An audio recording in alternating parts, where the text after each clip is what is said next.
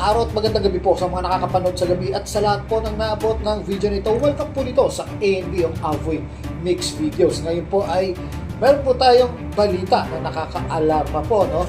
Ito po ay tungkol sa bulkan dito sa malapit sa dito sa Maynila, no? At matatagpuan po ito dito sa Laguna de Bay, no? Dati po kasing meron po tayong upload dyan, siguro mga 6 years ago, na meron palang bulkan dyan na tinatawag na inactive na, no? So, mga dormant volcano po yun. So, dalawang crater po yan, no? Isa dito sa malapit sa Talim Island at saka doon sa may bandang Rizal, no? Doon sa kabilang side, ano, ng lawa. So, dito po sa balita ng GMA News, ito po, no? 2 days ago lang po siguro ito. Mukhang may senyales ng paggalaw, no? Pero ito po ay tinitingnan pa o inaalam pa nila kung talagang volcanic activity po ito or pagbuhulang ng lupa. So para malaman po natin, tingnan po natin at i-play ang balitang ito at bigyan po natin ito ng ating reaction. Malaking palaisipan kung bakit nagkaroon ng tila isang maliit na pulo sa gilid ng Laguna de Bay sa bahagi ng Sitio Sapa sa barangay Ginoong Sanay, Binangonan, Rizal. May mga kumalat na videos na nagsasabing mayroon daw pagsabog sa lugar na nasa southern part ng Talim Island. So, may pagsabog, ano? May narinig sila sa Talim Island kasi doon sa southern Talim Island, doon sa bandang dulo, ay mukhang kung titingnan mo yung sa top view, mukhang may paikot doon, nagmumukhang crater, no? May pinakabunganga ng bulkan. Although talagang dating bulkan ito kasi yung ilalim ng Laguna Lake ay talagang puro burak.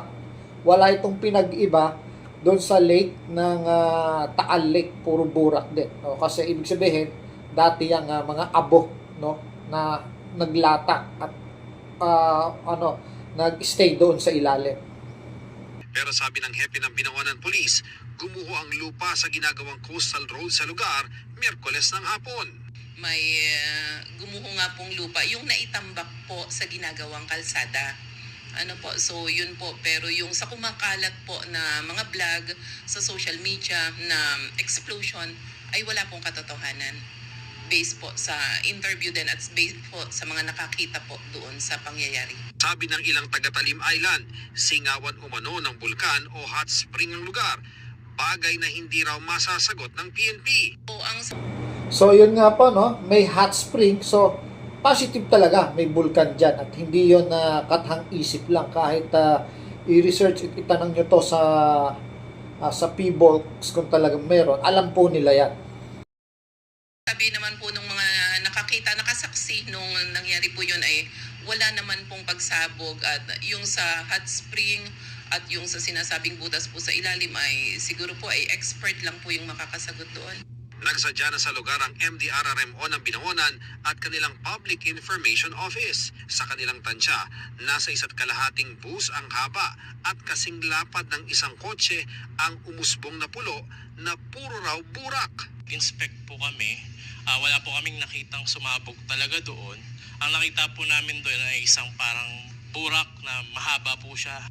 Ang isa sa hindi pa malinaw, kung gumuho ang tambak ng lupa sa ginagawang kalsada na proyekto ng DPWH, bakit may gap na tinatayang mahigit 5 hanggang kulang 10 metro ang lumitaw na pulo? Yun ang question po kasi kung makikita nyo, no, kung gumuho yung lupa, dapat malapit lang siya doon sa area ng kalupaan. Pero ang layo niya, at nagmukha siyang isla dito sa banda rito. So, palaisipan po yun. No? Kung gumuho nga naman siya, dapat nando siya sa gilid. Pero, umusbong parang gumalaw. No? Parang may nangyari. No? So, wala naman sila doon sa yung PNP, wala naman sila nung nasabing actual para masabi nilang wala namang pagsabog. Base lang kasi yun sa investigation nila. Pero hindi naman sinasabi natin na ginigit na may sumabog talaga. Pero sa investigasyon ng PNP, sinasabi nila pagguho ng lupa at walang sumabog. Pero palaisipan po yan. Bakit nakaseparate itong parang burak pa, hindi pa ito yung yung burak ang lumitaw eh, yung mga putik, no? Hindi yung mismong lupa na gumuho. Komite raw nila sa eksperto ang kanilang mga naobserbahan. Yung report po namin, initial report po namin, i-forward po muna namin sa aming Menro, and siguro we will need po yung tulong ng mga experts para po ma-determine po namin kung ano po talaga yung nangyari. Ayon kay FIVOX Director Dr. Teresito Bacolcol, bagamat matagal nang may mga hot springs sa Talim Island na nasa Laguna de Bay, wala raw aktibong bulkan sa lawa.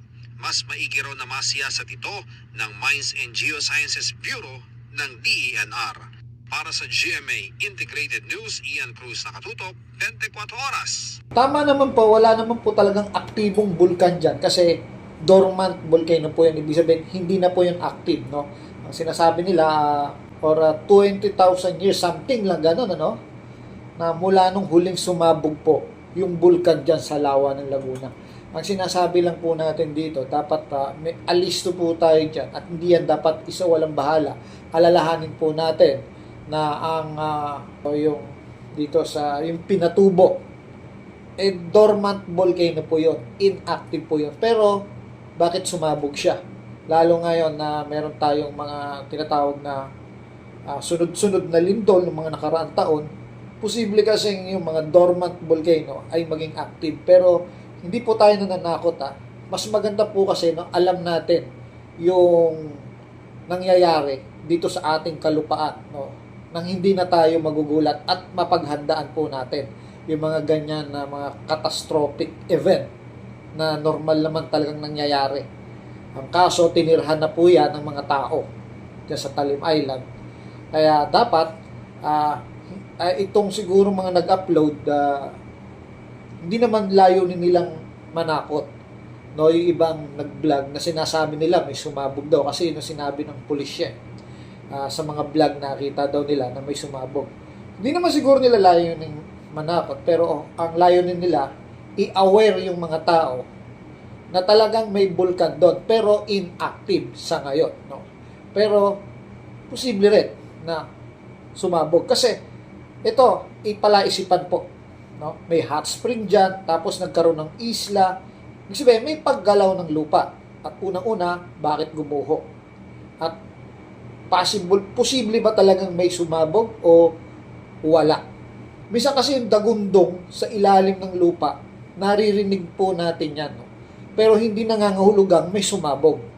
Maaaring ganun po yung nangyari. Kaya pagka inimbestigahan to ng PNP, wala naman talagang literal na pagsabog. Pero yung dagundong sa ilalim ng lupa, pwedeng narinig ng mga residenteng malapit dyan. So ipanalangin po natin na ito po ay hindi na maging active ulit kung ito man ay isang volcano dahil maging kami po ay napakalapit namin sa area dyan. At kung sasabay pa ito sa problema natin ngayon, krisis sa gasolina, mga gera, korupsyon, kawawa naman tayong mga Pilipino.